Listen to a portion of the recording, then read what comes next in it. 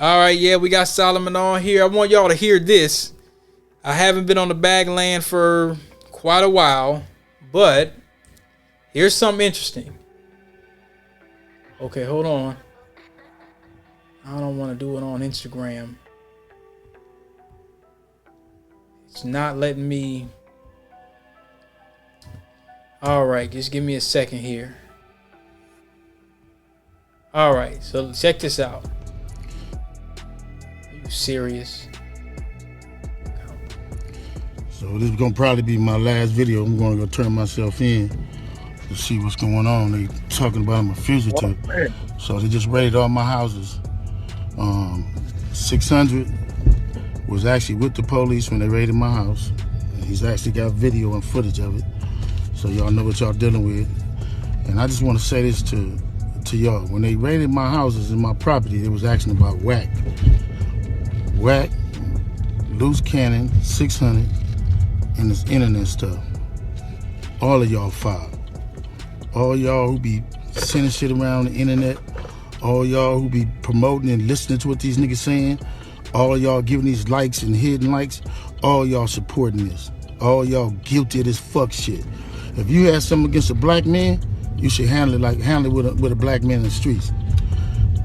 Wack said 100 times he was gonna take my contracts. He working with the FBI. The FBI went to the city 3 days in a row and told the city they didn't want nobody to give me no more money. They went to all the different celebrities and told all the different celebrities, don't give me no money, don't help me, don't do nothing for me. They going around scaring and intimidating everybody. But y'all sending it around getting people in trouble. Like y'all don't understand what the FBI do to black men who try to help their community. I ain't been nothing but a help to our community.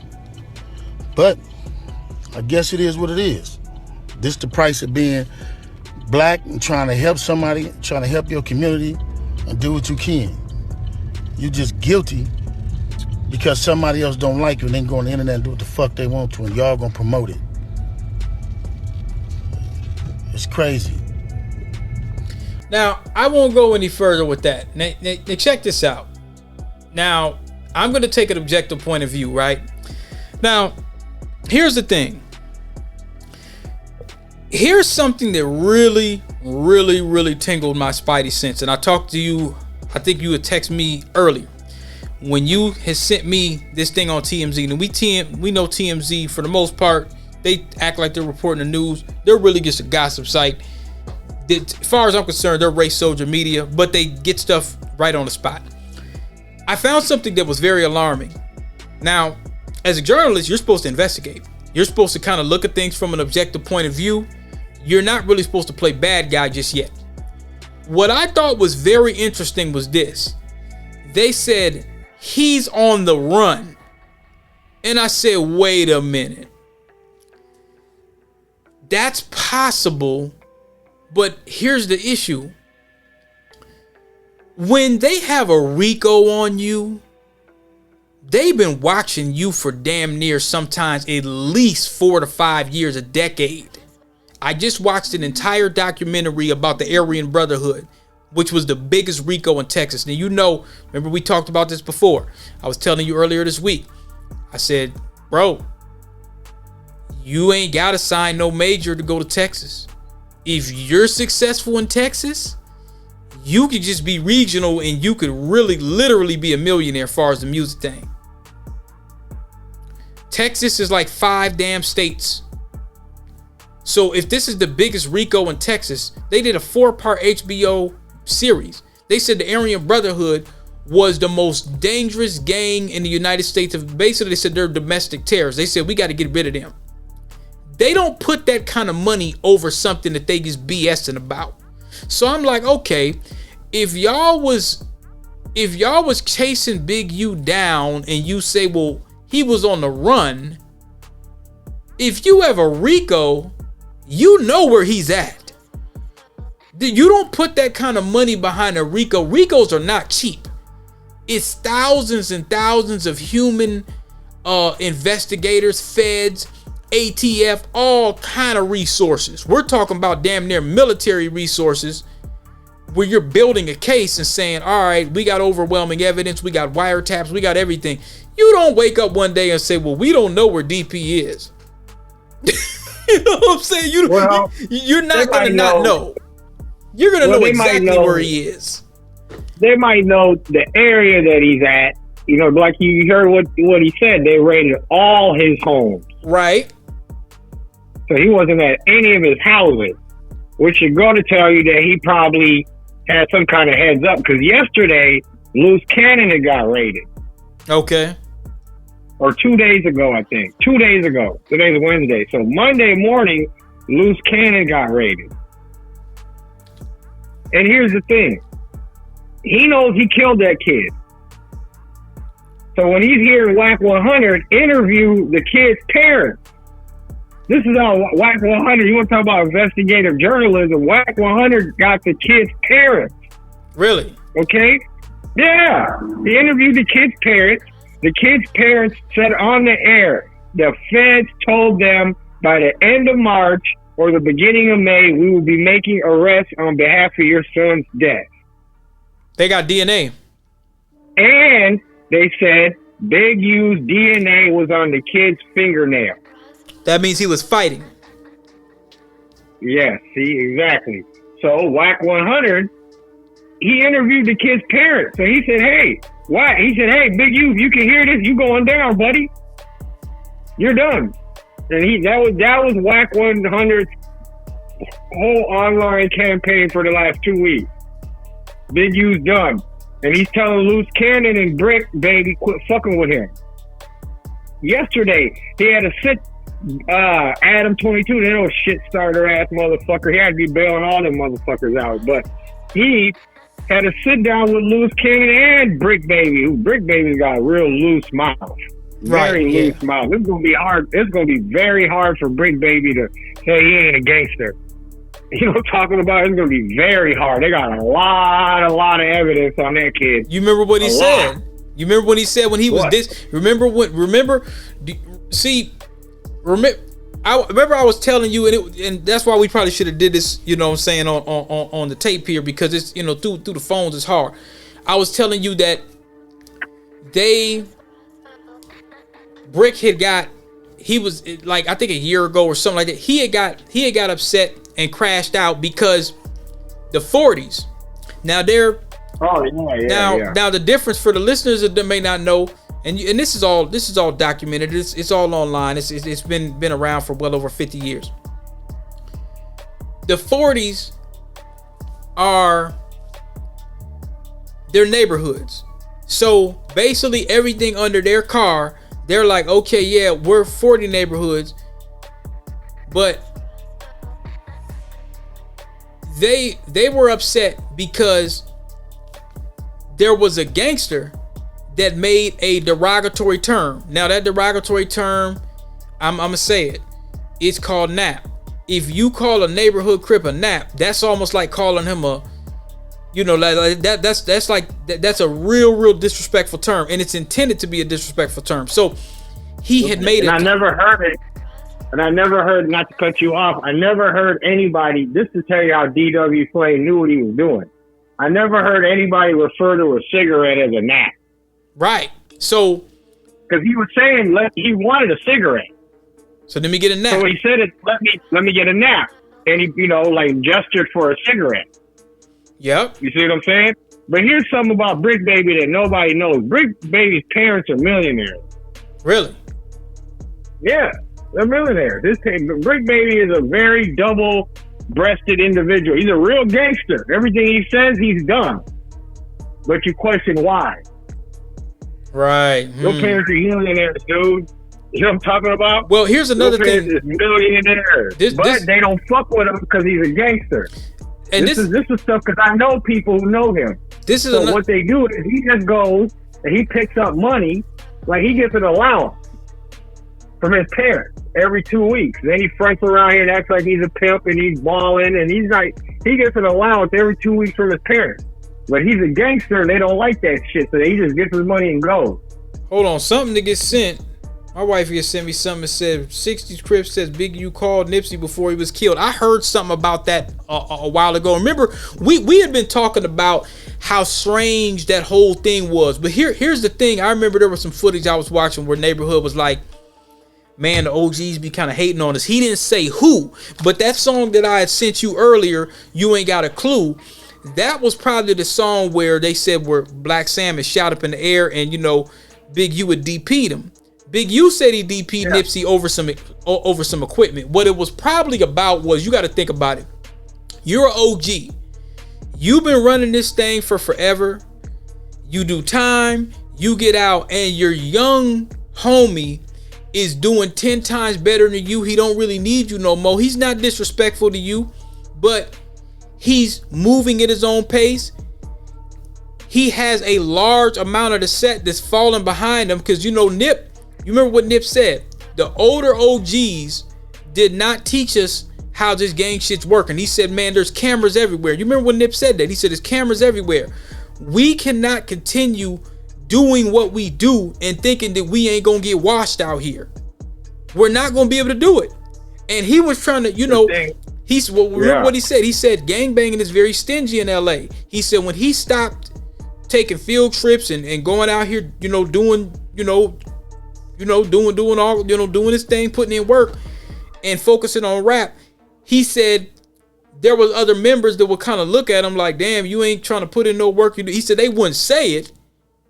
He said, but the way that people look at you is different because they see that you're not trying to uphold the gang as much. And Nip was trying to tell him like, look, man, we don't have long. We're going to go to jail or we're going to die. We got to do something different. And he was trying to get them to understand that. And once he started making money doing it, they probably said, damn, this nigga's actually doing this. Black Sam was hustling, selling CDs. They opened up the shop. He pretty much took the set and said, all right, anybody that wants to do something positive and leave this shit alone, he said, it's not going to be overnight, but this is something I got a plan. And it worked. So now, here's the OG coming along. Initially, you were dealing with them. You were doing business. They had a major label deal with Epic. That fell apart. He decided to go independent, and he's doing his thing. If you're the older OG, you have pull in the street, but you ain't got no pull in the industry anymore. So how you gonna feel? Think about it. You might be salty if you're jealous. That diss track was a prelude because if you remember, at first Nip was signed to Unique Music. He was, and Big U was his manager. Similar to, for your listeners to understand, similar to Whack 100 in the game. Yes. Now, but Nip realized, wait a minute, I don't need this motherfucker.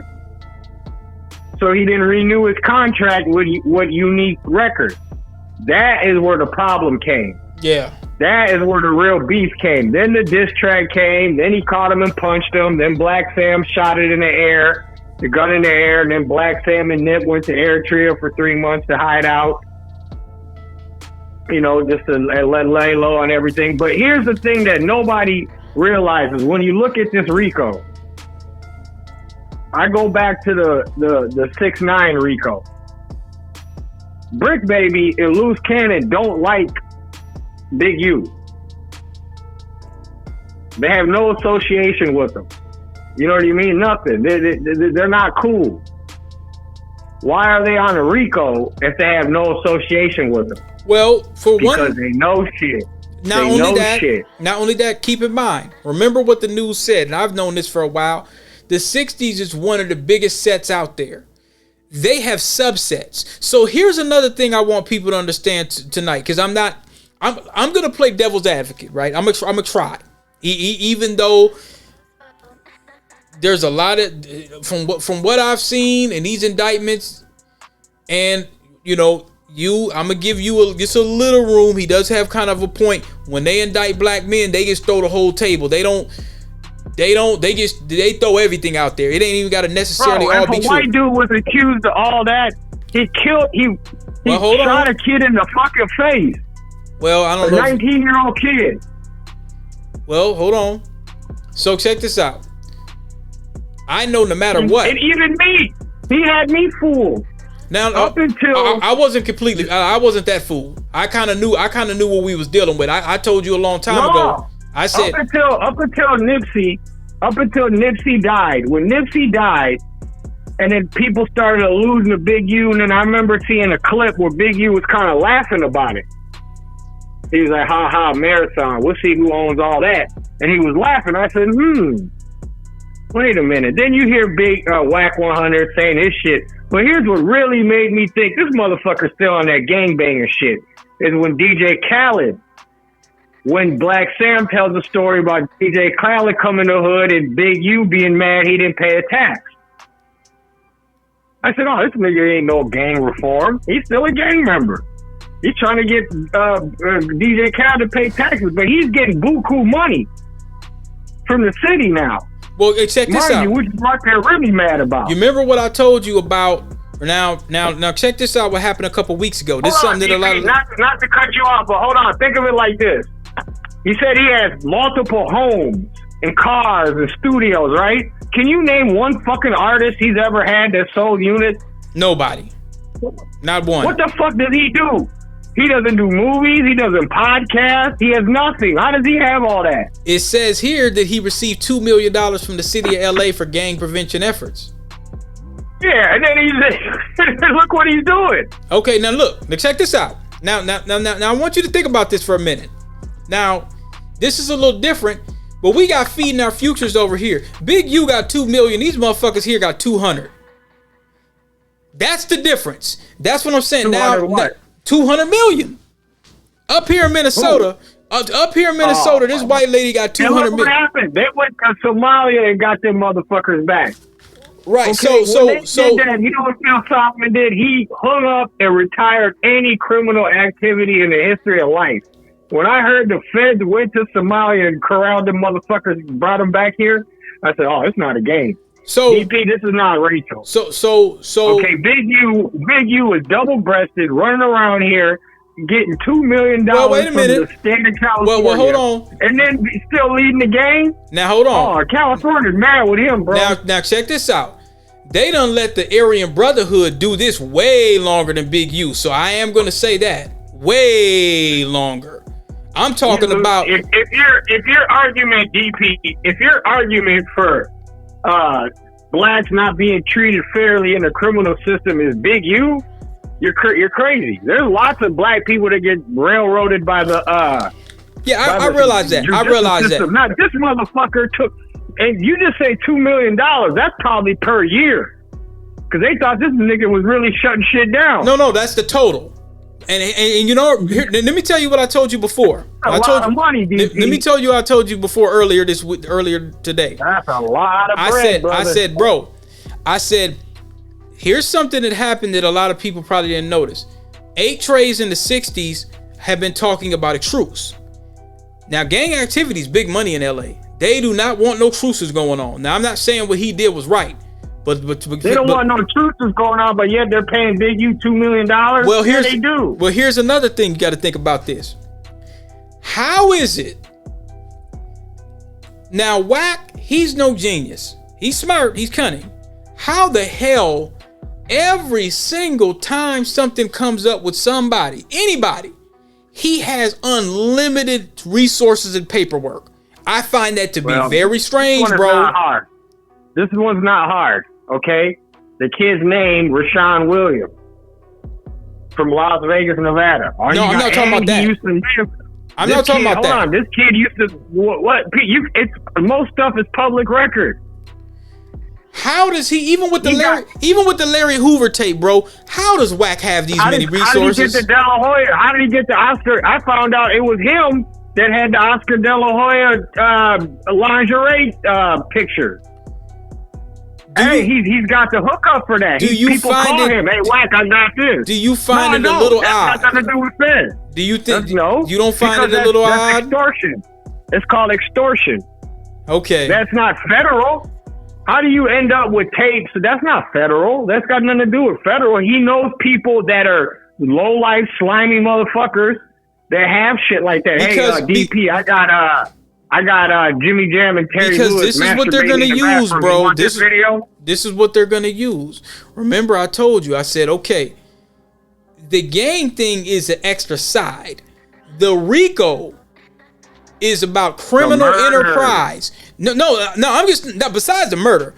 Here's what I believe. Yeah, Hold on. Murder. Hold on, listen. That's 25 to life right there. Hold on.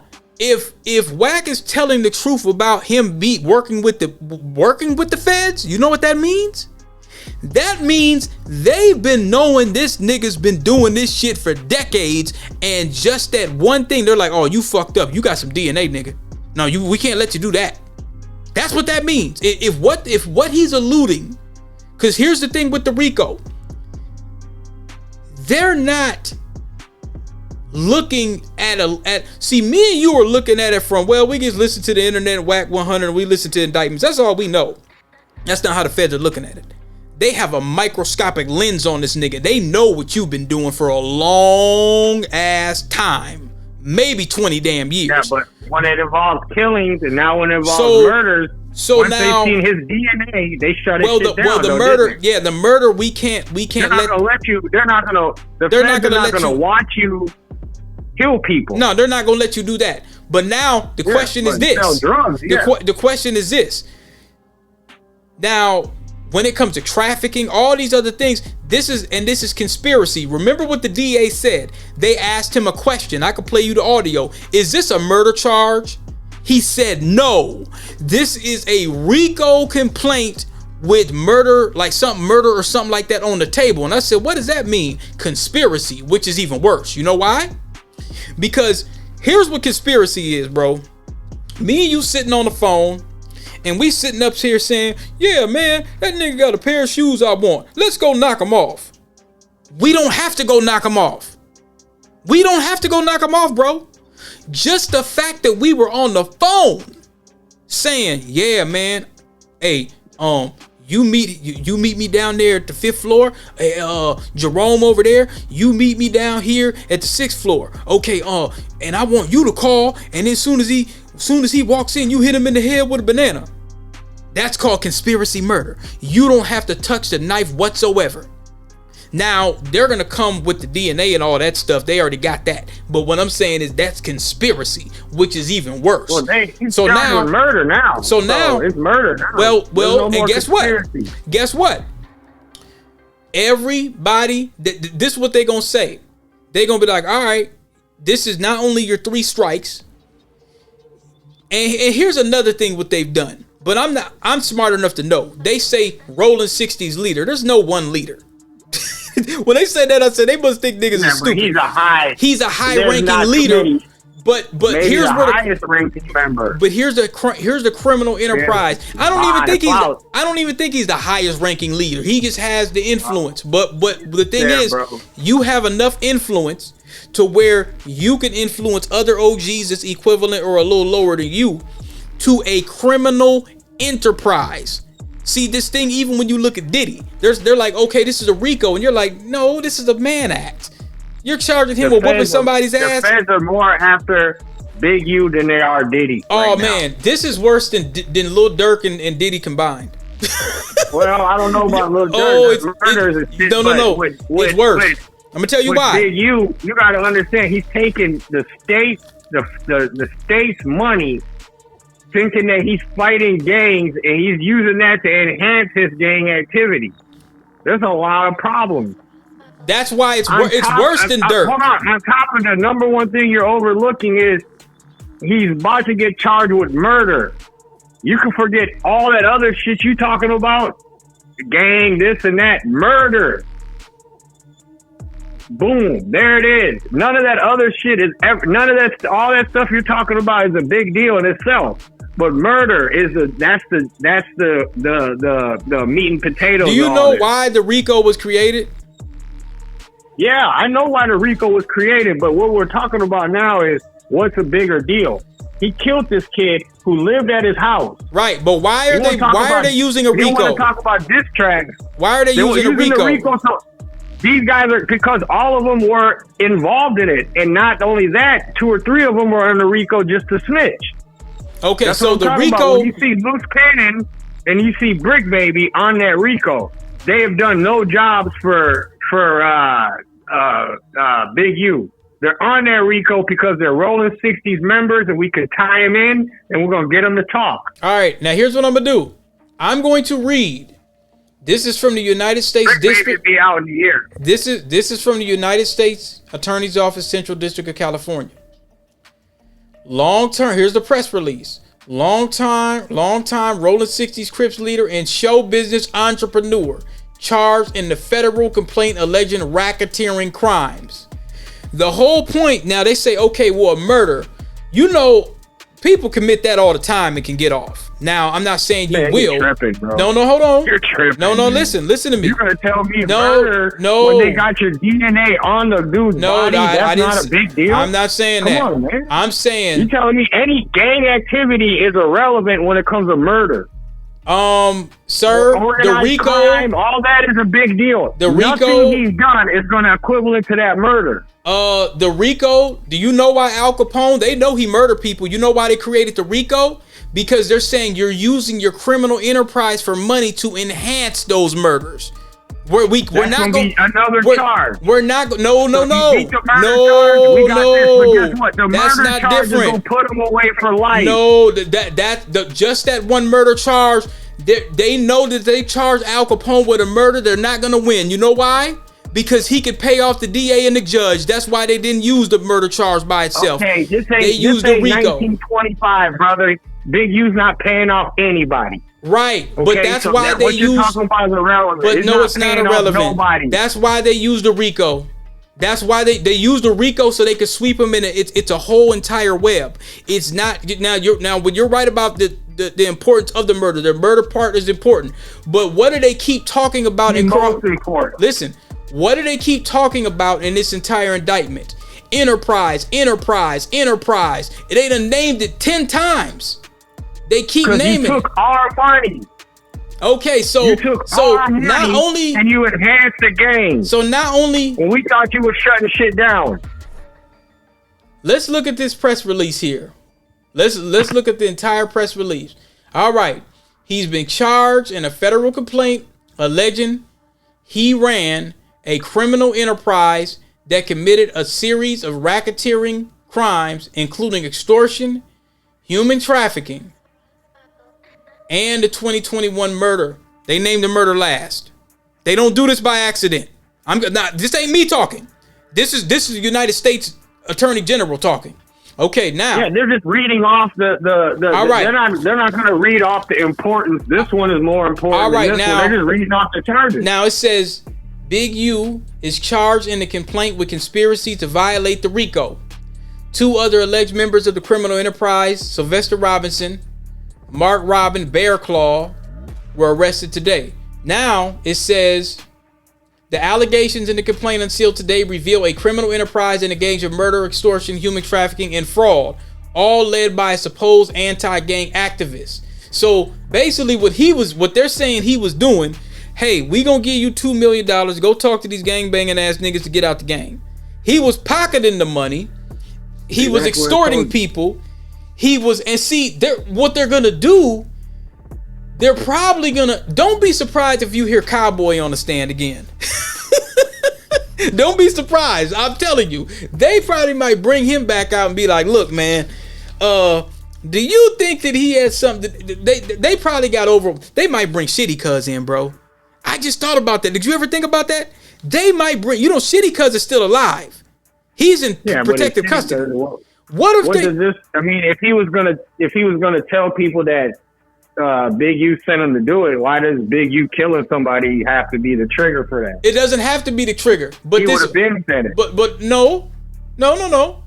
He's in there because he might have kept his mouth shut. But I'm telling you, if there's anything that has to do with if there's anything that has to do, because they're gonna look into this Nipsey thing. Now that they got him in custody, they're going to look into it. They know that they may not be able to get it out of Big U, but I guarantee, I'm telling you, mark my words. You heard this on March 19th, 2025.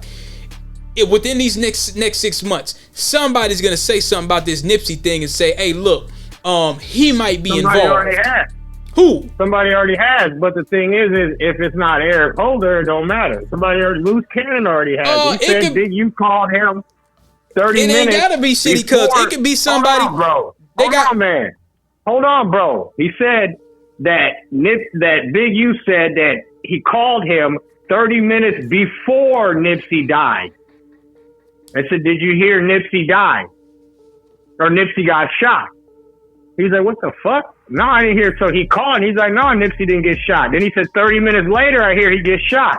He's like, how the fuck does Big U know this before it even happened? What about the wiretap? Did you know about that? Yeah, well, if they've been watching you for 4 years, they're going to wiretap your ass. Okay, so now... They've been watching them for 4 years, but they're not going to let them kill people. They'll watch you sell drugs. The feds will watch you do any kind of illegal credit card, all that type of shit. They'll sit and watch you. Gangs, they'll sit and watch all that and build information. But they won't let you kill people and then sit and watch that. That they won't do. Once his fingerprints, and that didn't come out right away because one of the things that the kid who passed away's parents told Big Whack 100 is he had been avoiding giving his DNA. Which is why, if you notice something, you ain't seen Big U online in a long time. You said he avoided the DNA. That's what the kid's parents are saying, because Whack 100 was like, well, this kid got killed in 2021. Why are we just hearing, why is the DNA stuff just coming out now? Well, the parents said, hold on, the parents said that Big U had been avoiding giving his DNA. Well, so when they lock you up in prison, they take it. Yeah, but what happened is the charge he had got with it was something to do with he was charged with drugs. So his fingerprints weren't there. This is what Whack 100 and the parents are saying. So when they got a hold of Big U, which was in the last couple of months, he finally gave his DNA. They found out his DNA is on the kid's fingertips. So when Whack found that out, that's when he's been screaming, the feds are going to get you. He's knowing. So what he's saying about all Whack didn't tell the feds anything. He just got a hold of what's going on and just ran his mouth. That's like me knowing you're about to get in trouble. Well, DP, your fingerprints are on this dude who died. Well, they're going to come get DP. I already know that. So if I go online and start saying that, well, they're going to get DP. It looks like I know something. I'm just kind of reading between the lines. He just seen, wait a minute. I'm talking to the parents. They're saying the feds told the parents, by the end of March, beginning of April, we will be making arrests. Tie in that and they also told her that Big U's fingerprint, the football coach who your son lived with, his fingerprints are on the kid's fingernails. Okay. So you're saying he lived with him? You heard that. Yeah, he's actually Big U's son's best friend. Oh, that's down bad, man. And guess where Big U's son is right now? Where? NFL. Oh, jeez. Which really makes me wonder. As soon as I heard that he was making attacks on DJ Khaled, that's when I was convinced, all right, he's still involved in gangs. Then I started thinking, his son's in the NFL. Why the fuck is he doing this? Because he can't do nothing else. And he got $2 million. I would have took that $2 million and had a couple gang prevention classes and then kept it moving. He could have, look, man. He could have actually, I'm going to be honest with you. What Nip was trying to do with the 60s, he could have did a lot because he had the influence. But the thing is, he wasn't that bright. And I'm going to tell you why. Because when you get those kind of opportunities, you got to think. California comes under the street law. Or not the street law, the 3-strike law. So basically, if you do 2 things and then you steal a candy bar your 3rd time, they could just give you a life sentence. The 94 crime bill had a lot to do with that stuff too. And I think the Terminator as well. When Schwarzenegger came in, he was just doing niggas all kind of dirty. Strikes. So 3 strikes. Yeah, three strikes. So now what that whole thing was to do was what that was to really do is that was really to target blacks. Now it got some other people too, But that crime bill and that 3 strikes law, they're like, okay, cause see, it's a business. If we could lock you up long term, how much money? California and Texas are probably one of the biggest states when it comes to prison, and in Louisiana too. So, we don't really give a damn if you did it or not. If we could lock you up long term, that's a bunch of money. That's a bunch of money. If you dismantle the prison system, for example, if they were to dismantle, like what I just told you the other day, you had a dude from H-Rays. You were asking, who's that? There was a guy from H-Rays that was saying, we gonna try to end this 40-year war with the 60s. It's been going on too long. If it's somebody that doesn't want to be involved, then, whatever. But if, the shootings and the killings got to stop now. He said, if somebody wants a fade, then they could probably get a fade, or, we could discuss some things. But, it was somebody that was well respected from H-Rays. And in so many words, he was saying, whoever don't fall in line in our set, because once the OG says something, and some of the other OGs that's been around, because in LA it's not like Chicago. LA still has a lot of OGs that's been out of prison that might be like, look, this is how it's gonna go. If they say we got a truce with the 60s, no more shootings, only fades, and you got some younger dudes that go against that, what's gonna happen to them, right? They gonna get DP'd. They might get put off the set, or worse. They can't just tell the OG, well, OG, I'm not down with it, and everybody else is saying, well, maybe we want to agree, let's end this war so we could at least survive. Because if we don't, where this is headed. That's what Nip was trying to do with the Inglewood families, one of the guys there. So they talked about that, but they can't say the word, so it's not so much as a peace treaty. That word don't resonate well with them. When you start talking about, well, it's a peace treaty. They're like, now people start thinking like, okay, well, you could just backdoor me, or we could just all say peace, kumbaya, and then I'm walking down the street with my daughter and you blow me away. So they don't use those terms because those are offensive. They're like, okay, we'll just maybe do a truce, or if it's an issue, maybe an OG might get on a call with another dude and say, hey, let's have a fade. Remember that video I sent you with OG Pookie, rest in peace to him, or Barefoot Pookie, where he basically said a fade is required. If y'all rivals have an issue, then there's gonna have to be a fade. You don't have a choice. There's gonna have to be a fade for respect. That way nobody gets killed and stuff like that. But see, what will happen a lot of times with the real gang intervention dudes like Skip Townsend and guys like that are not like you, if you start making too many truces, and the LAPD is known for this, what they'll do is they might dress up in some gang paraphernalia, or what they'll do is like they used to do in Watts and Compton, there'll be a truce, and they did this in 92, and this is documented. What they'll do is they'll go and they'll, like, let's say they pull over me or you. We're from rival sets. They'll pull me over, grab the car, do a shootout in it, and they thinking it was one of the rivals. And we're like, no, we didn't do it. But to the average person, you just took one of our homeboys. We had a truce. How could you do this? They're known for doing that kind of stuff. They can't have too many truces in LA because they need people to go to jail. They need this thing to go on. Matter of fact, when I was telling you, I want to pull up this footage, but I don't know where it was. My homie sent it to me. Lil Sody from H-Rays said a lot of the OGs don't want a truce. They talk that truce stuff, but they don't want a truce because they want to get money. They want to get a check from the city, because what the city of LA does, let me tell you what the city of LA does.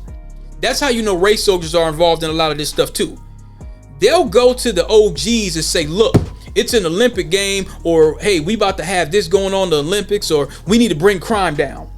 You know what they do? An OG from this set will go over to, because a lot of them OGs, they know each other. You know how like me or you, we know each other? I just call Solomon up. Hey, look, man, this little girl got shot over somewhere. Tell your niggas to stand down. These folks about to give us some bread. The city crime needs to go down by 10%. Can you handle your niggas? And then you gonna be like, all right, bet. How much? All right, man, 50,000. Go talk to your set. Talk to your little homies. And would you know what you gonna do? You gonna talk to your little homie, be like, hey man, the city got a check for us $500,000, man. Y'all gonna have to stand down or do something, or there's going to be a fade. Did anybody get smoked? No, somebody just got slapped and shot. Did anybody die? No, ain't nobody die. I said, okay, can y'all work this out? Can y'all chill out for the next 90 days while they have these festivals? We have a tournament. We have a soccer tournament or whatever the hell they got going on. And that's what they do, bro. That's exactly what they do. It's politics. They'll call up another OG from a different set and be like, hey, can we do this? Can we do that? And they'll pay them. They'll pay them, bro. What you was probably doing was he'll open up the football team, take a couple pictures with Nipsey, but under the table, when I come and do a show, I'm DJ Khaled. Hey, where your hotel at, Khaled? Oh man, it's on the west side or it's on the east side or something like that. Hey, book this hotel over here. We got you. And it's like a friendly extortion. Like, you know, I'm not gonna Suge Knight you and hang you over a thing. I could, but I'm like, do a song with one of my rap artists. You know what I'm saying? So I'm a friendly extort you and make you feel like, well, that way you can say, well, yeah, Big U looked out for me. And that's what he was trying to do with Khaled. And it didn't really work. You see what I'm saying? So that's probably why he was upset with Nip about that too, because like I said, man, this dude, he giving people jobs. This man done opened an unprecedented smart store that's never happened in the history of LA. Never. You couldn't do that in Chicago right now. You know the Marathon store, bro? It's not that kind of environment. You couldn't be from a rival set and say, well, I'm King Von. I'm opening up a Marathon store in O Block, and members from 63rd gonna be coming in buying T-shirts like that. It just won't work. It's not that kind of environment. They've been through too much bloodshed. It's not with LA. From what I understand, you have enough OGs to where they have influence because the youngins will respect them enough to say, hey, can y'all do? And see, remember when Nipsey died? Who was there on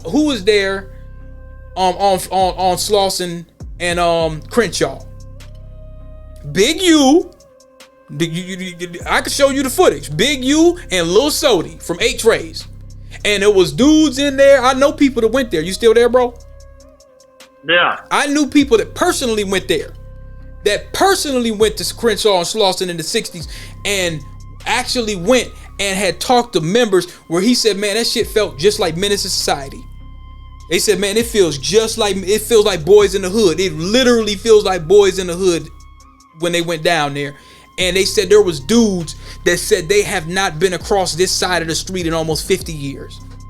Because the war had been going on that damn long. Where, you know, you might know some people there, you might have some family there, but you just don't feel comfortable going over there. It's a rival. You just don't want to go over there. But, so think about it. How did all these gang members from rival sets all get to go over there and show Nipsey Hussle love? You had Big U there. You had all kind of people. You had people from all around LA. You know what I'm saying? So I think that the city basically just says, all right, man, we gonna give y'all some money, keep these niggas in line. But if you're still intimidating people and doing all kind of stuff like that, and then you trafficking, and then they said COVID fraud, gambling, sex workers. I mean, they ain't gonna let you do all that. You know, but if he did the COVID, what do they call that shit? COVID relief fraud. Yeah, he did it to the tune of $2 million. Pandemic relief fraud for unique music, and it's like it said the fraud. Okay, you don't sell no music, none. Not one. I don't know one artist. I don't know one artist that ever did anything with unique music. Yeah, I mean, he had Nip, and then he had some other little dudes, but they ain't really sell no records, man. He was basically trying to do what Wack does. Now, Wack actually can get you deals. You see what I'm saying? Like, Wack had, what's the one nigga that can't rap? The little lanky Crip nigga. Blueface. Wack had The one that's in Blueface. jail, yeah. And now Blueface sold, though. Blueface sold like a motherfucker. Can't rap, but that nigga sold. He was Can't very, rap very. fuck. Huh? Can't rap worth a damn. Can't rap work for damn. And he knows that. But he sold units. He sold a lot of units. He had the show. What's that show he had with the little you know, and the little ratchet girl that he was with? She sold units too. The vibe girl, his little, you know, I can't remember her name, but Kristen Rock. yeah, she sold I know her, like, man, very popular, bro. Extremely popular. Extreme. You can't pay for that kind of marketing. So no, she sold. She sold, bro. She sold. Units. Now, when we say Wack units, 100's a businessman. yeah, He knows where to leave the gang shit alone. well, he'll use little terms and stuff, but he's not gonna let the gang stuff ruin his money. You know, he'll talk about Pyru this and Pyru that. I mean, he's still a gang member, but he looks at it. He don't look at it like, well, I got this business and I'm still gonna run the game. That's not how he's looking at it. You was doing that from what we seen. Big U was doing that. Wack's not doing that. He's not saying, well, I'm gonna send a whole bunch of Pyrus to beat you up if you don't sign this deal, and you know, and this, that, and the third, and oh, give me some money, and I need to have Beyonce on the track, and you can't bring her to the hood. He's not doing that. He's not gonna do that. No, but Wack though, one thing you notice about Wack is he might not say it, but he don't want to go back to prison. No, he don't. No, he doesn't. He likes his life. Yeah. Yeah. And if you notice something, what is Blueface? Blueface is a Crip. Yeah. And he's a Blood. You see how much business they're doing? Yeah, they do business. Yeah. I mean, now, see, that's what business. I think they might even have a friendship. Yeah, I mean, that's what I was trying to tell you, bro, is it's not like how it was way back in the day when like DJ Quick and MC8, like they couldn't really do business together to that degree. And I'm not talking about just because you know, you could pull it up. The biggest killer of Crips, they'll tell you, is Crips. You would think it's the other way around. The media that's bullshit. It's not true. They have wars and disagreements based upon their sets. It's not just because you may be a Blood or a Crip. You might happen to be, but a lot of them, contrary to popular belief, have good relationships with each other. Because the thing is if I'm over here and you're over there, for example, you're in Compton, that's 30 miles away damn near from LA, 15-20 minutes away. You may just not run into that set to have an issue. Now, back in the day, if it happened to be a Blood set, then it might be an issue or whatever, but they have wars with a dude 2 blocks down. They don't have problems with somebody that's a half hour away. You see what I'm saying? That's not how it works. You see what I'm saying? Now, sometimes, you know, things can get out of hand, or, you know, it might be a dude tripping. I don't want, you know, whatever the case it may be. But their issues, that's why they always say, you ever heard that term when they say, well, where you from? Well, based on where you're from, based on what your set is, okay, where does your grandma stay? Let me see your tattoo. Where are you from? Because where you're from determines on if I have a problem with you. This set might have did something to might have slapped my mom, or whatever the case it may be. So yeah, I have issues with you. You specifically, this set, we have war with you.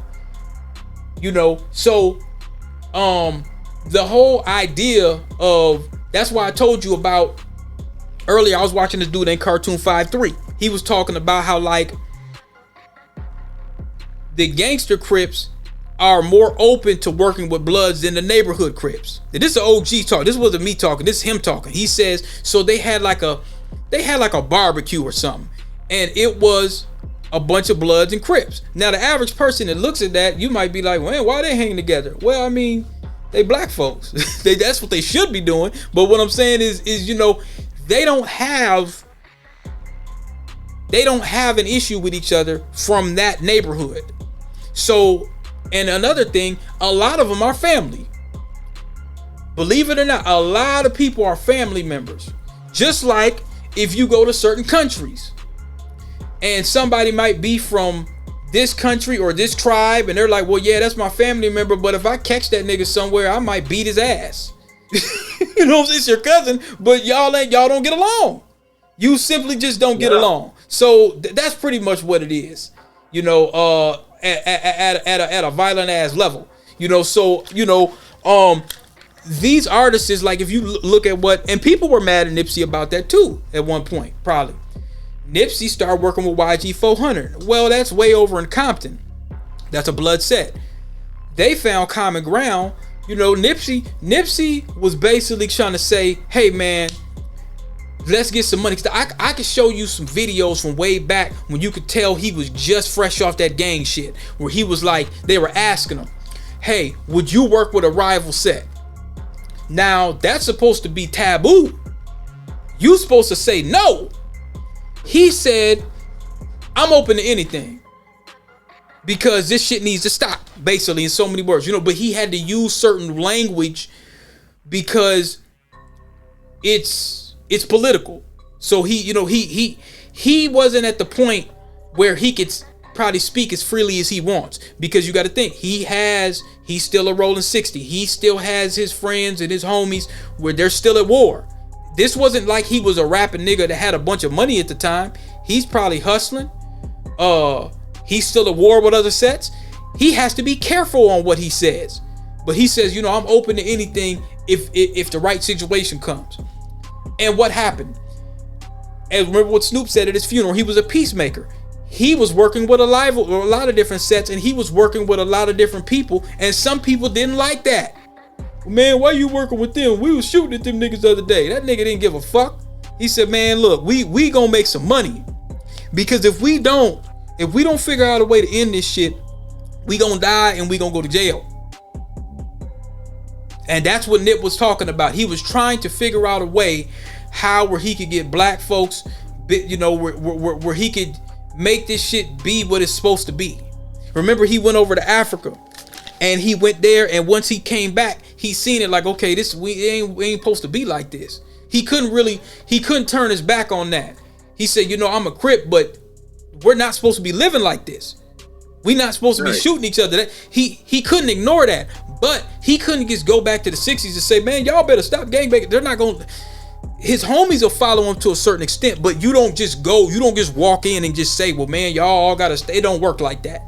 I gotta ease you niggas. I gotta show y'all, hey man, let's open a store. Here's what he seen. When he went to Africa, he seen, wait a minute, there's all these different tribes in Eritrea, 6 or 7 tribes, which is all tribes are in Africa is a neighborhood.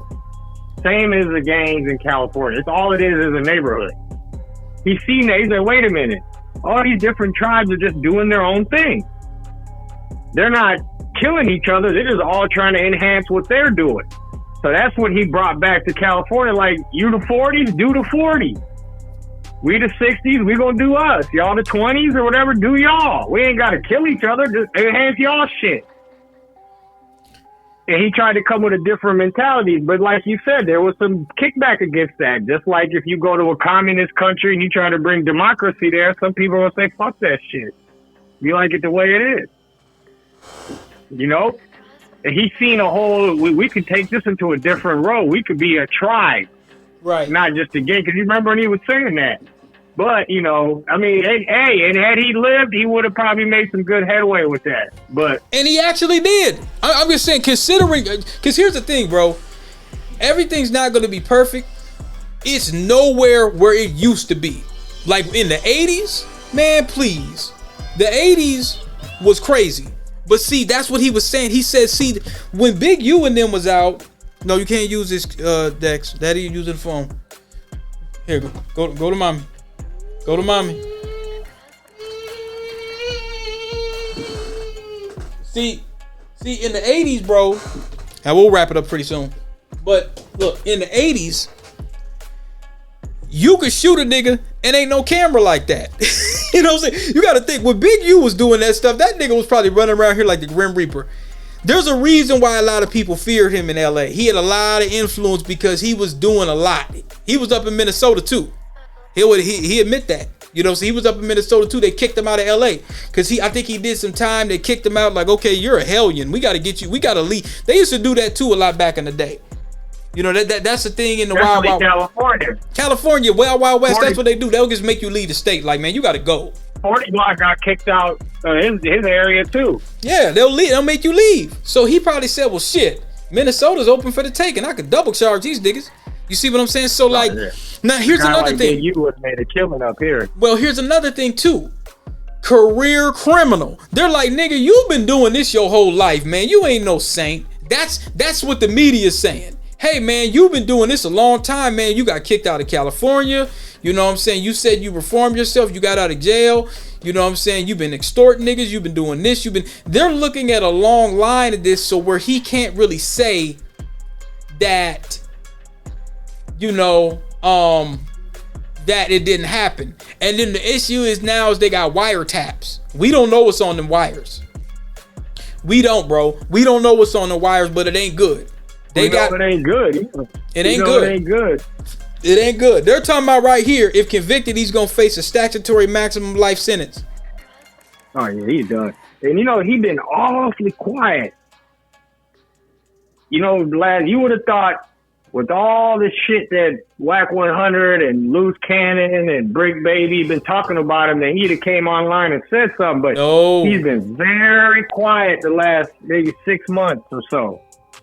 Even when Black Sam did that interview with Big Boy, you'd have thought Big U would have had a rebuttal to that. Nothing. Now listen to this. I want y'all to check this out. Now most people say, well, you know, he took $2 million.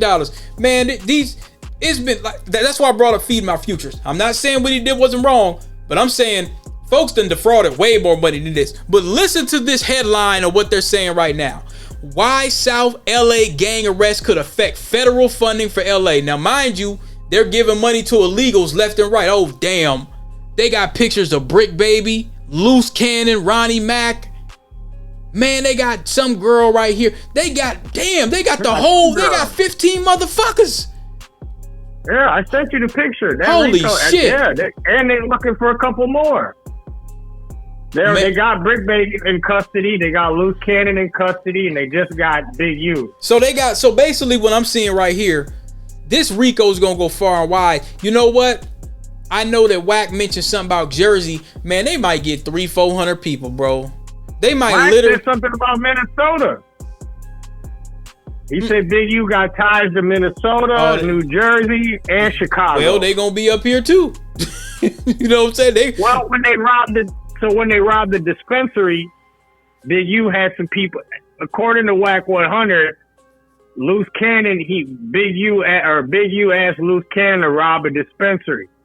Wait a California. minute. You know what? You can't sell that weed in California. If you rob a dispensary, you're not selling that weed. You're selling that weed in other states. Right. A place like Minnesota would be perfect for something like that. You're not going to rob a dispensary in California and then try to sell that weed there. Weed is like a cigarette in California. If you're going to rob a dispensary and do that kind of activity and try to get 44 pounds and all this, you're looking to move that to another state. Check this out. I want to play this audio. Let me see if I can find it. Dollars from the City of LA's GRID program, which kids options be charity developing options. The nonprofit, seen here on its website, works with groups like the Crenshaw Rams youth football team and brands itself as a group that gives underprivileged kids options beyond gang violence. And now he's accused of taking money meant for that group. Mr. Henley is accused of embezzling donations made by celebrities, professional athletes, and the criminal complaint says since about 2015, Developing Options has received millions of dollars from the City of LA's GRID program. From that, the court documents say Henley has drawn hundreds of thousands of dollars for his salary. That on the one hand, he's, Mr. Charity, and on the other hand, he's engaging in all this criminal conduct. Today, the FBI also arrested several other accused Rollin 60s gang members they say are tied to this crime ring. For the 19th. Now, here's another issue that's very problematic. I'm gonna tell you why. Because you might have some dudes that might be 60s or whatever gang they come from, fresh out of prison, that depend on this. Hey man, I need a job, bro.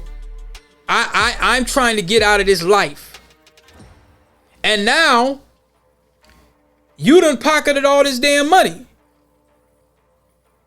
That money could have been used to somebody learning a trade.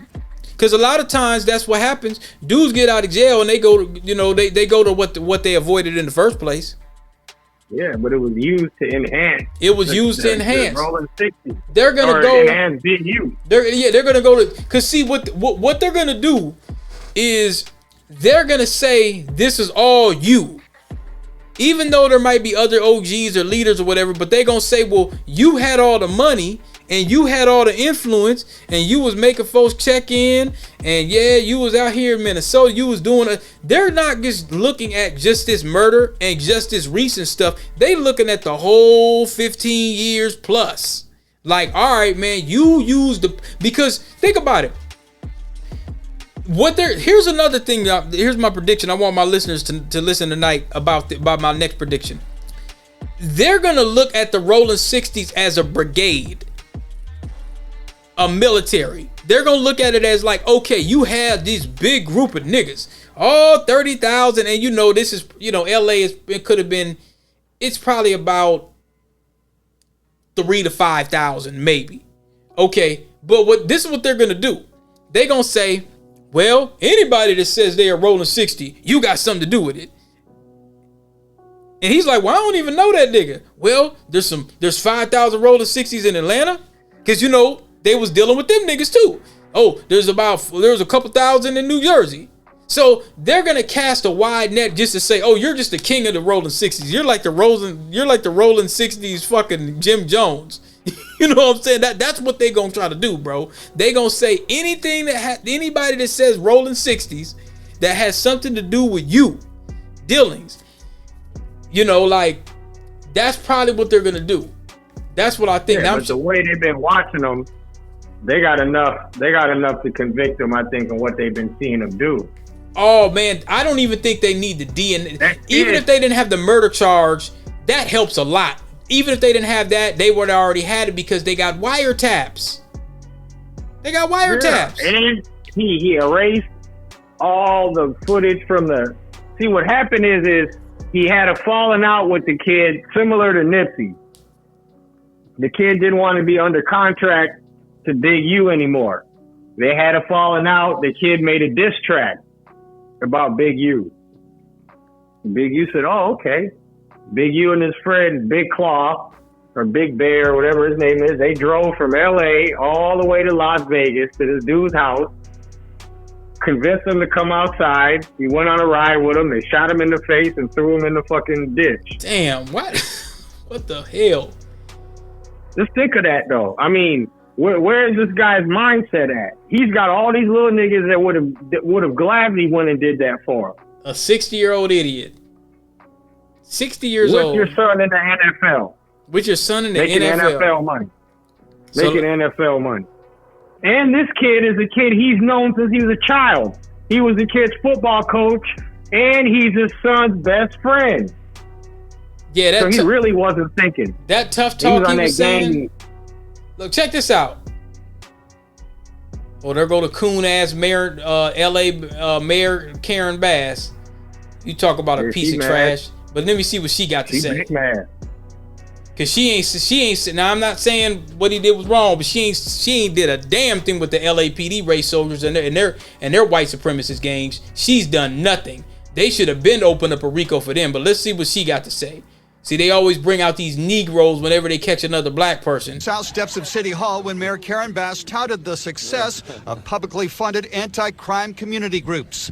A message to Washington not to cut out federal grant money for the mayor's signature effort at fighting gang violence. Through our Gang Reduction and Youth Development Program, also known as GRID, we are directly addressing gang violence through intervention, prevention, and community engagement services. But no, you're not. You're not directing gang violence because you're not doing anything about the LAPD executioners and the Compton sheriff. Get the hell out of here. What is she talking about? The U.S. Department of Justice today, not all of that money was going to reduce gang violence. Federal authorities say self-described community activist Eugene Hanley, also known as Big U, received $2.3 million from the city over 5 years for gang intervention efforts. Money prosecutors say instead went into drug trafficking, fraud, even murder, and Henley's own bank account. A criminal enterprise where hundreds of thousands of dollars were siphoned off that should have gone to charitable purposes, gang reduction. Here's another thing too. Now that $2 million, that was a lot. But let's get back to this feeding our future shit. What really blows me out of proportion. Now they would have never gave Big U 200 million. They wouldn't have gave him no 200 million. Now if he was in Minnesota, I still don't think they would have gave it. But what kills me about this, white lady. Yeah, they gave it to that white. What kills me about it is in Minnesota, and I gotta say this to my listeners. Now people ain't gonna like what I got to say, but I'm gonna say it because it has to be. If you're a black American freedman, they not giving you no damn $200 million. They not even giving you $3 million. They don't even give us the opportunity to defraud them. They gave this white lady, and she just got convicted on all charges. For anybody outside Minnesota don't know, they just convicted her of all charges. She tried to lie about emails. I don't know what possessed her to think. That's what white privilege does. Greed. White privilege, that you said, remember when you told me who the fuck is Chauvin? $2 billion worth of whiteness. That's what it took to convict him. $2 billion. This woman had $200 million worth of whiteness for them to convict her. That's really what that means. Well, out of that 200 million, she probably got like 30. That's a lot. 250. Yeah, that's a lot. Don't get me wrong. That's a whole lot. But what happened is what happened with that is very similar to what happens to gangs. And like I told you, I almost got caught up in that. Because see, at the time that was going on, I was in a long-term relationship with a property manager. Okay. And a lot of people knew that. You know, they knew me. They knew I was dating the manager for, years. So somebody called me that I know, I don't want to say his name, and he didn't tell me what it was feeding our future. He didn't tell me no names or what it was. He just told me I got this lick where, so if you got 88 units, that's probably like 160 people. I'm going to come and just drop some food off, and then you sign this paper that says, have your girl sign this paper that says I came every day and fed 160 people, and then I'll give you about $1,000 every time. Every 2 weeks, so you're getting about $2,000 a month. He's a Somali dude that I didn't really know him that well. I just told him, nah, man, I'm gonna pass on. I told my girl probably don't want to do that. So I don't do business with Somali people. I already know how they are. You know what I'm saying? The good ones that are honest, they ain't on that shit. No. So somebody that's talking, and I already knew they're looking for somebody to hold the bag. Yeah. So I declined it. Then years later, I see what happened. But see, what happened with that is similar to what happens. Like, say me and you start a street gang. Okay, we start a street gang and we initiate 4 people. And then those 4 people, without our knowledge, initiate another 4 people. And then they initiate another 4. Now you got 8 people that are representing your gang. You ain't never heard of these motherfuckers, right? Right.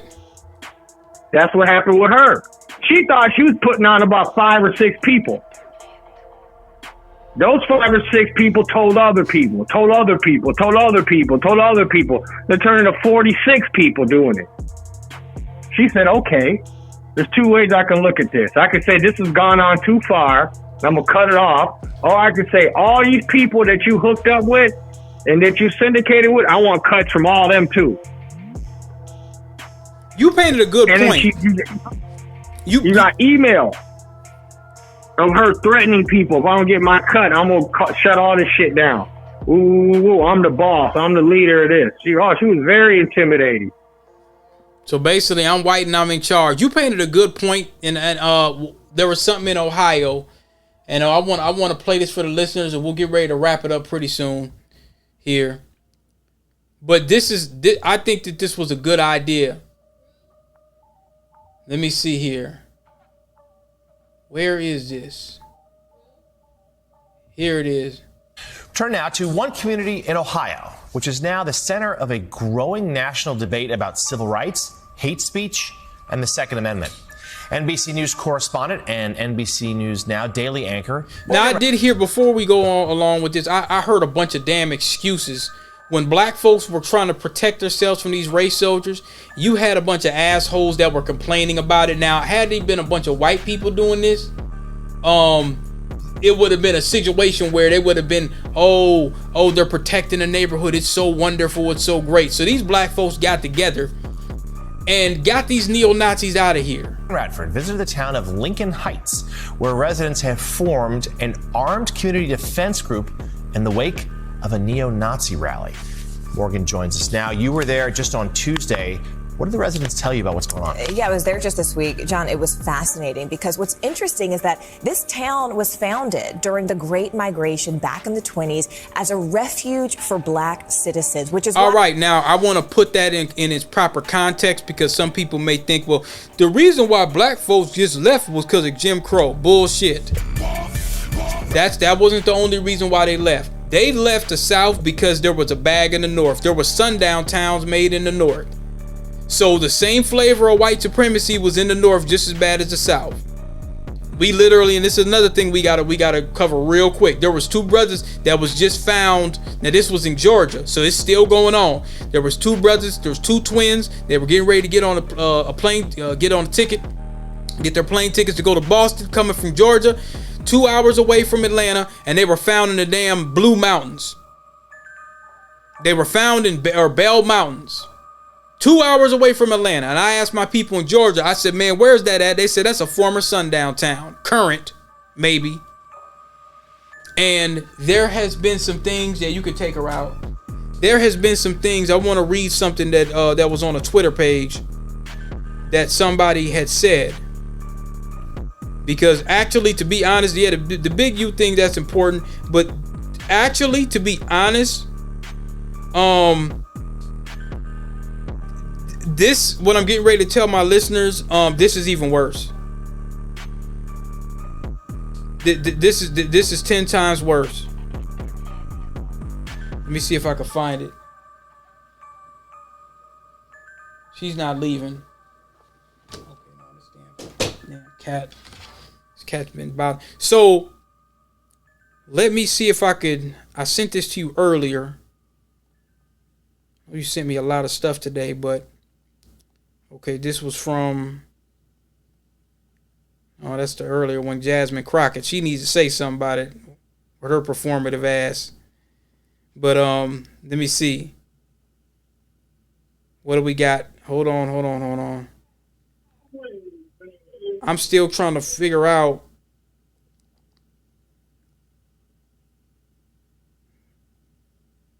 This was earlier.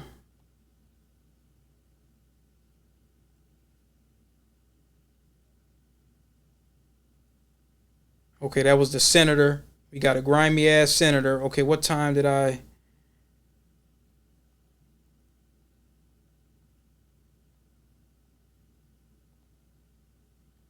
wish I could.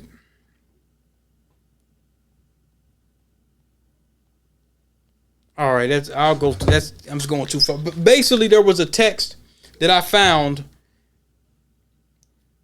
Let me try to open up my Twitter. There was I was looking to see. I'm gonna see if did I bookmark it. I sure hope I did.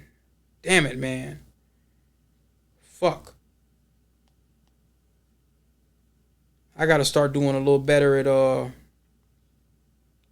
okay, let's see. Okay, here we go.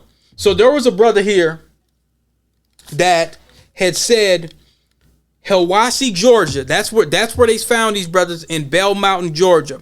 Hiwassee, Georgia. And this is a tweet. Now, you can't believe everything on the internet, but this makes sense.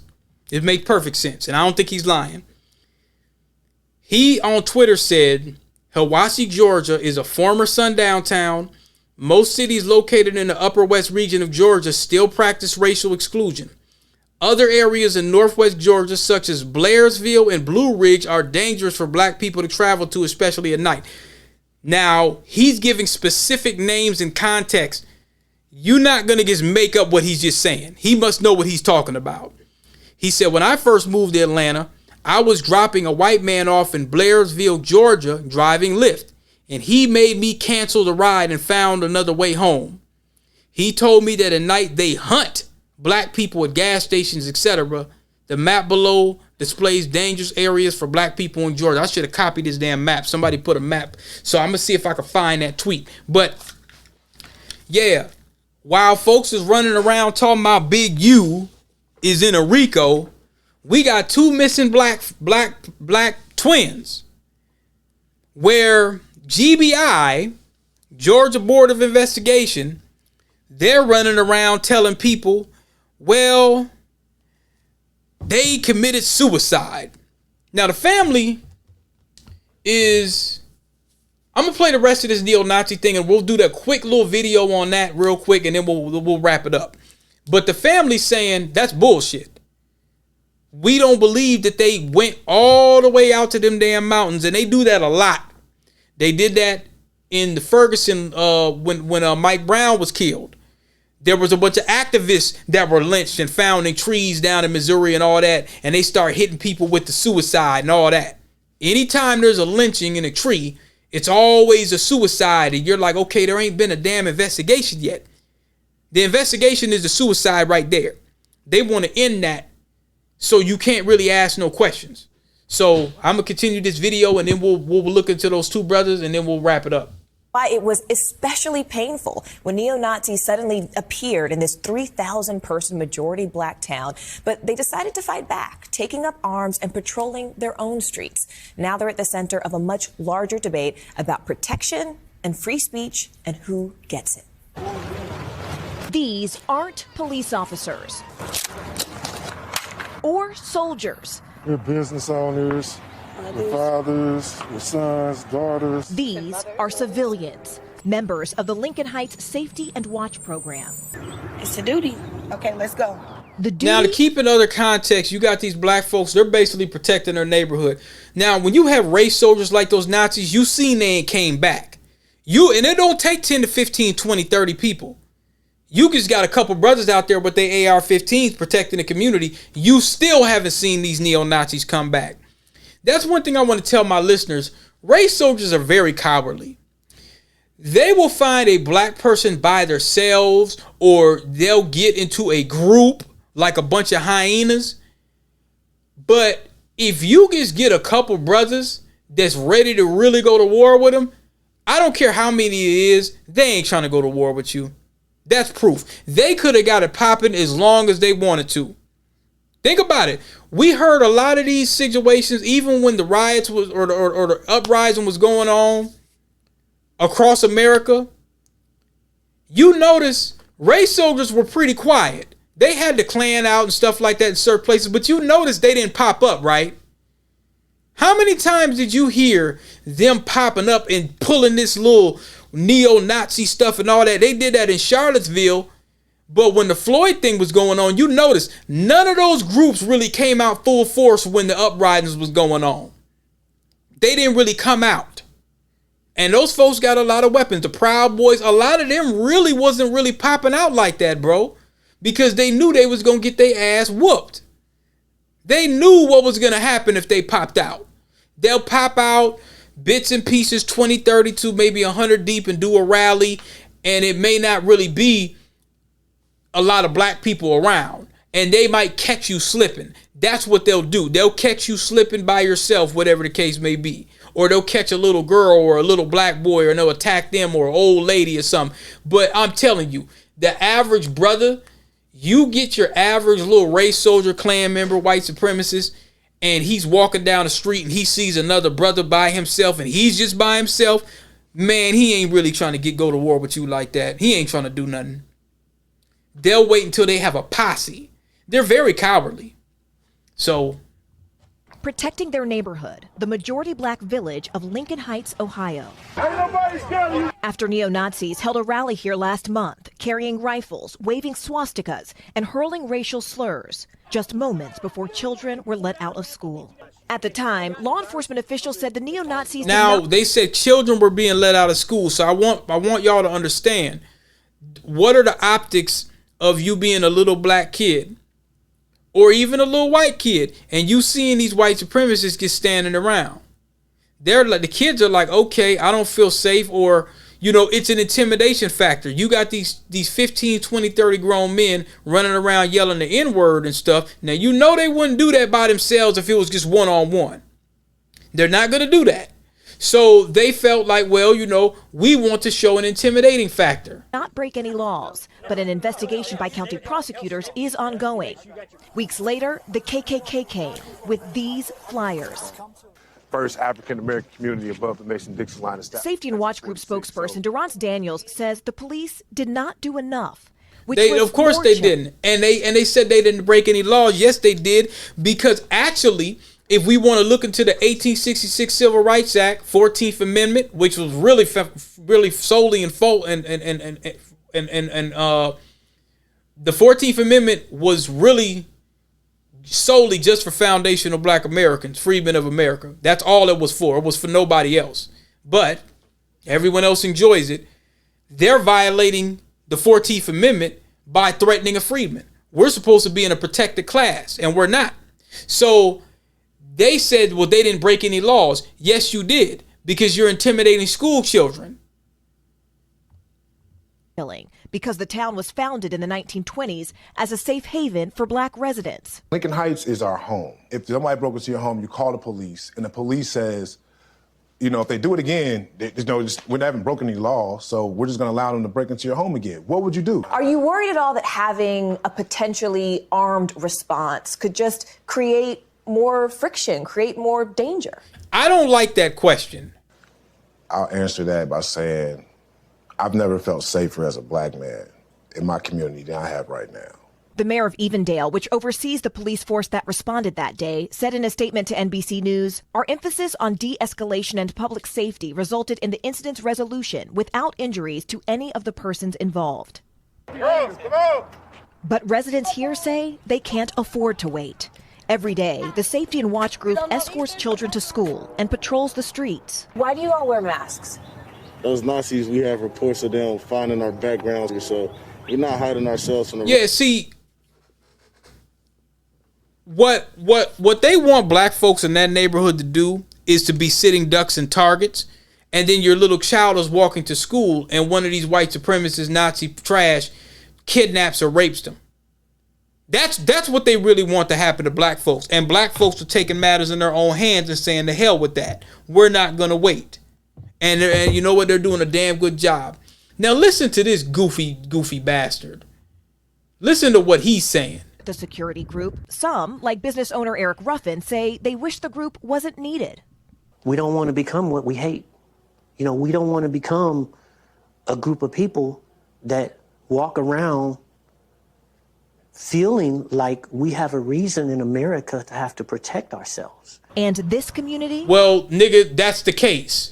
What the hell? Stand up. Stand up. Is not backing down. So, point of the matter, and then I'm going to go to Blue Mountain real quick, is you painted a good topic. You said, this is what the Bloods and Crips should do in L.A.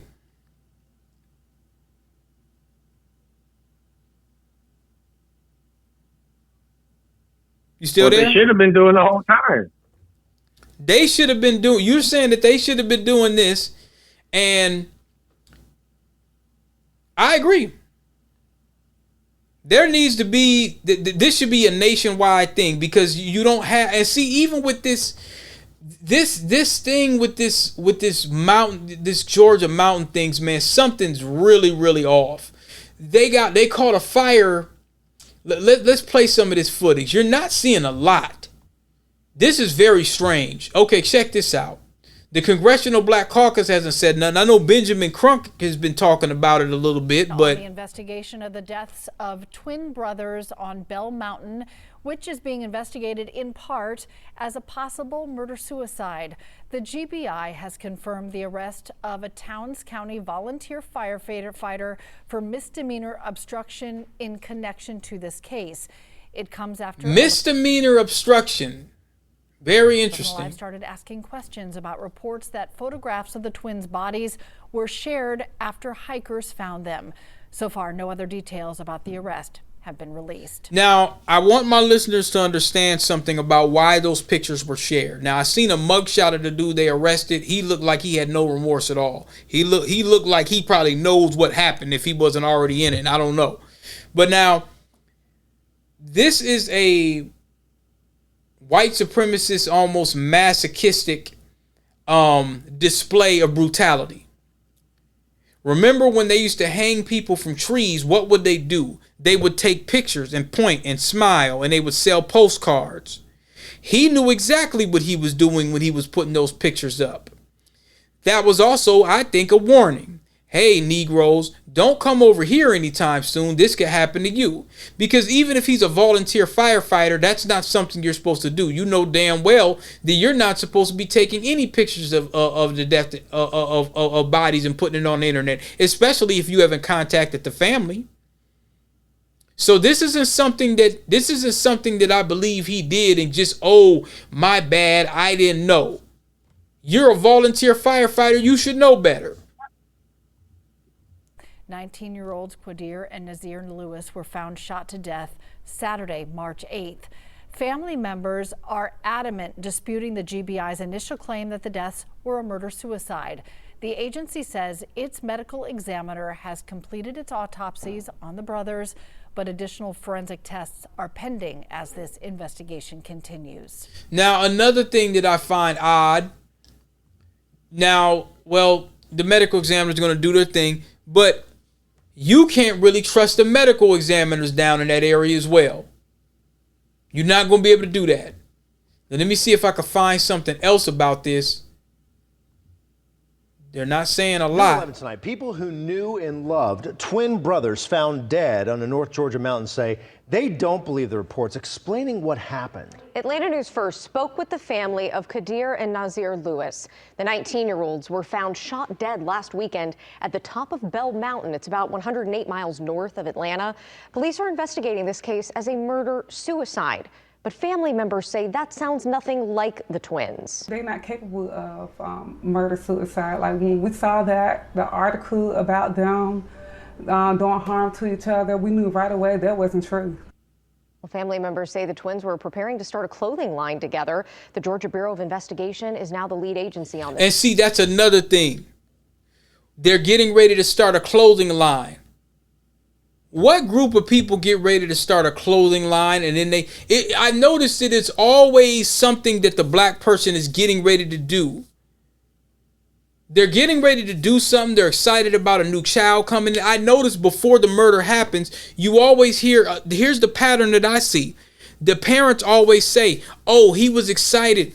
He was getting ready to have a child. Oh, he was excited. He was getting ready to go to college. Oh, he was excited. He was getting ready to marry his fiance. I've noticed that every single lynching that you hear about, the parents say the same thing. They were excited about something before they died. But then you get the race soldiers saying, well, it's a suicide. I find that very odd. I find that very, very, very odd, man. So what condition was their body in? The body's in when they found them. That's another question. We don't know. Yeah, we don't know. We know that the tickets were in their wallets, that they were supposed to go to Boston. The grand question is, where were they before they got there? Were they at the airport? Did they get in somebody's car? It sounds like an abduction to me, but okay, what car did you get into? Okay, you took a lift. Why would you drive way the hell 2 hours away? Somebody could say, well, it was a drug deal. Okay. But why would you? They can document that. They can document that. So if somebody tries to say, well, it was a drug deal, they were going to visit some hoes. Okay. So what, you gonna get on not OnlyFans, you gonna get on Tinder, or you gonna go to a former sundown town 2 hours away just to visit somebody you don't know and you've never been there before? But you're supposed to be in Boston. That doesn't make sense. Let me see if I can find some more information about this real quick, because this it doesn't sit right. And I'm going to do another thing too. Let's see if these Negroes are on it. So the firefighter's been charged. We're going to look that up.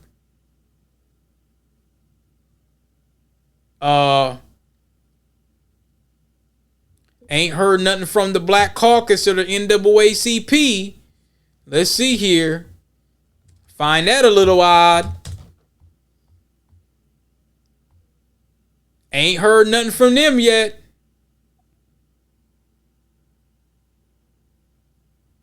Yeah, that's very odd. Yeah, ain't heard nothing from them Negroes yet. Why haven't they said anything? They've been awfully quiet. They've been pretty quiet. Jasmine Crockett's been running her mouth. She ain't said nothing. The only person that's been saying something is Benjamin Crump. And Crump might think there's a bag. I don't know.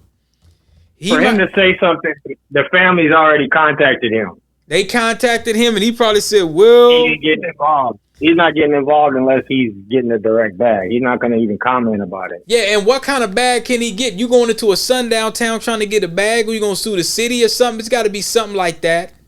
Well, he's on the case because he knows something fishy happened. Well, he could bring cameras. So he could bring cameras. So he's going to get to the bottom of it. You know, that's really what he's going to hire a private investigator, do all that. He's going to get to the bottom of it. He knows there's going to be a bag somewhere. Somebody's getting sued. Check this out. Now, I'm getting a little bit. They got records if they caught an Uber. You know, there's easily they can find out records of that. So look, you need to know what condition their body was in when they were discovered. Because the police in that area are saying they think it's a murder-suicide. Well, the authorities say the additional testing is needed to determine the cause and manner of death for the twins. Now, here's some more information. Boston, where they were set to meet friends. But on March 8th, suicide investigation in Georgia say twin brothers kite suicide. We knew right away that wasn't true. But their relatives rejecting that characterization by police, saying the boys were close and had no history of conflict. They're very protective of each other. I couldn't imagine them hurting each other because I never even seen them get into a fist fight before. Relatives saying the twins had tickets for a 7 a.m. flight on March 7th from Lawrenceville, Georgia to Boston, where they were set to meet friends. But on March 8th, their bodies were found at the summit of Bell Mountain, 90 miles away from their home and in an area their relatives believe they had never visited. How they end out in the mountains, they don't hike out there. They've never even been out there. They don't know nothing about Hiwassee, Georgia. They never even heard of Bell Mountains. So how did they end up right there? Over the weekend, authorities saying autopsies have been completed on the pair, but a medical examiner ruling had not been released because further forensic testing was needed. Georgia Bureau of they're hiding something. They're hiding something. Yeah, you don't need no more forensic. You said gunshots, something. See, now I'm starting to think that you've been injecting them, or this doesn't sound right. And let me look on Google Maps and find out where the hell this is at. Now, this Uber driver might have robbed them. I don't know, man. If that might be okay, let me take it. I'm looking at these pictures. You got to think, how the fuck they get out there? They weren't driving. Yeah, but the thing is, who the hell would drive you? Because the airport is way the hell away from here. Like, why would you even go in that area in the first place?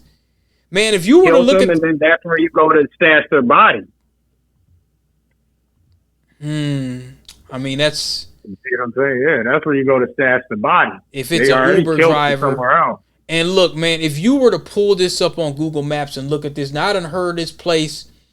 They said at night it's eerie as hell. I'm looking at this... I'm looking at this place right here. It's by a lake. It's by a river. It's nowhere near. I mean, man, how far is this away from Atlanta? What they say it was Lawrenceville.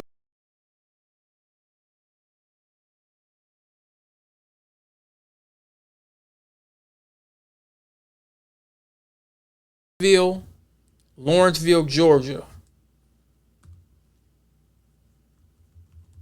All right. How far is it away?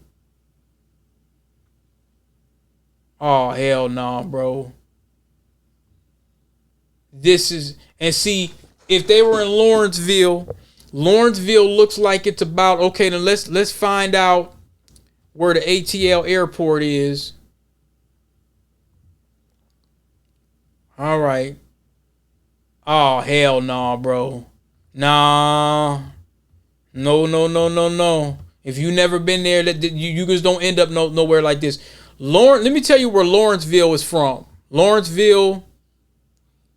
How do you move this up? So Lawrenceville to the Hartsfield Jackson Atlanta International. That looks like that's maybe a 15-minute drive. Maybe 20 minutes. Let me grab this and take this off. So, actually, I'm wrong. It's a 40-minute drive. Remember I told you, Atlanta and Georgia is two different things. That's what people tell me from there. You get outside Atlanta, in certain places, that's Georgia. That ain't Atlanta no more. When you get outside Atlanta a certain amount of time, that you dealing with something completely different. That's what I've been told. Now, the airport is 40 miles away from Lawrenceville. So they had family probably in Lawrenceville, and then they drive down to the Atlanta, so now this place in the mountains. Now they said they was in the mountains, not just the city. But when you look at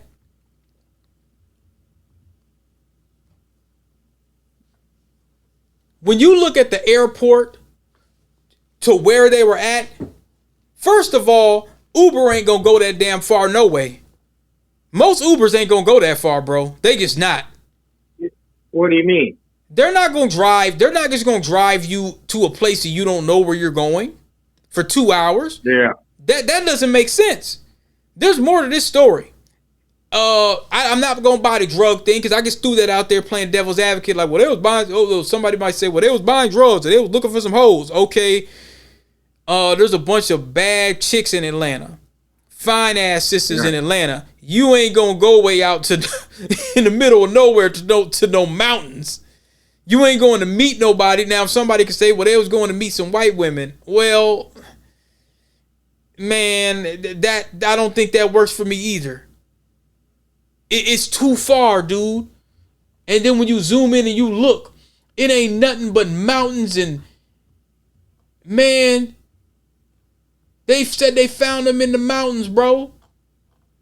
It ain't nothing but a bunch of mountains up here. 40 miles away from their house. Something's up. 2 hours, 100 miles. 100 miles away from the Atlanta airport. And they left their house to catch a flight. That was their plan, right? I believe so.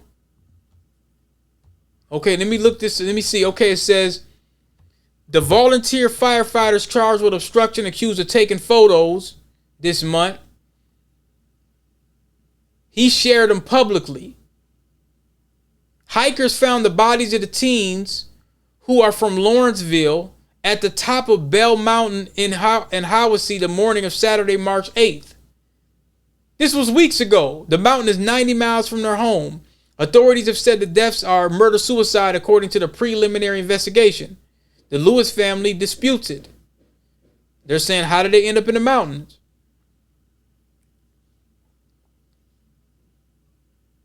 It is not sure how Curlin, a volunteer firefighter in Towns County, shared the photo of the scene. Towns County School Superintendent Darren Barong said it was shared among students. Jeez. They probably took it down. I'm quite sure they did. Yeah, bro.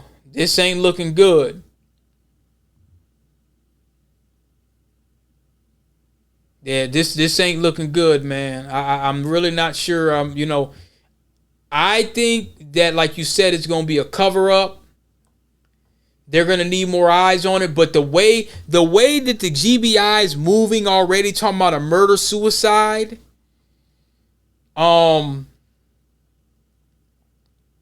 I think that's a little strange. Very strange, in fact.